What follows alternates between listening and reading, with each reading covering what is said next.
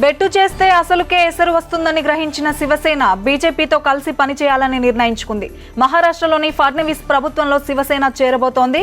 ఇక బీజేపీ శివసేన దోస్తీకి సంబంధించి మరిన్ని వివరాలు మా కరెస్పాండెంట్ ఇస్మాయిల్ అడిగి తెలుసుకుందాం. ఇస్మాయిల్, బెట్టు చేస్తున్న సేన మెట్టు దిగినట్టేనా? ఫడ్నవీస్ గవర్నమెంట్ లో సేన చేరబోతోందన్నది నిజమేనా?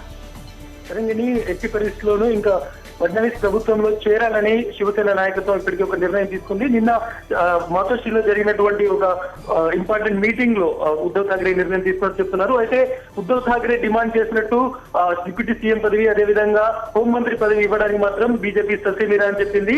మొత్తం 10 మంత్రి పదవులు ఇవ్వడానికి బీజేపీ ఓకే చెప్పింది. దాంట్లో 6 కేబినెట్ పదవులు ఉండబోతున్నాయి, కేబినెట్ మంత్రి పదవులు ఉండబోతున్నాయి, 4 సహాయ మంత్రి పదవులు ఉండబోతున్నట్టు తెలుస్తుంది. దీనికి సంబంధించి రేపు ప్రభుత్వంలో శివసేన అధికారికంగా చేరే అవకాశాలు కనిపిస్తున్నాయి. రేపు కొత్త మంత్రులు పదవి స్వీకారం ప్రమాణోత్సవం కూడా చేస్తారనేటువంటి వార్తలు వస్తున్న నేపథ్యంలో ప్రధానంగా పబ్లిక్ వర్క్స్ సంబంధించినటువంటి ఒక మంత్రి, అదేవిధంగా ఎనర్జీ అండ్ వాటర్ రిసోర్సెస్ సంబంధించినటువంటి మంత్రి, కీలకమైనటువంటి కేబినెట్ మంత్రి పదవులు శివసేనకు ఇవ్వాలని బీజేపీ కూడా అంగీకారానికి వచ్చినటువంటి పరిస్థితి. దీంతో 3 నెలలుగా అటు బీజేపీ శివసేన మధ్యలో ఉన్నటువంటి ఏదైతే దాగుడు మూతలు అనుకోవచ్చు, లేకుంటే ఒకరిపై ఒకరు చేసినటువంటి మాటల యుద్ధం అనుకోవచ్చు, అది పూర్తవుతుందని మనం భావించాల్సి ఉంటుంది. రేపు 10 మంది శివసేనకు సంబంధించిన మంత్రులు ఫడ్నవీస్ ప్రభుత్వంలో చేరబోతున్నారు. అదేవిధంగా బీజేపీకి సంబంధించినటువంటి కొంతమంది కొత్త మంత్రులు కూడా రేపు ప్రమాణ స్వీకారం చేస్తారని మహారాష్ట్రకు సంబంధించిన ప్రభుత్వ వర్గాల నుంచి వస్తున్నటువంటి సమాచారం.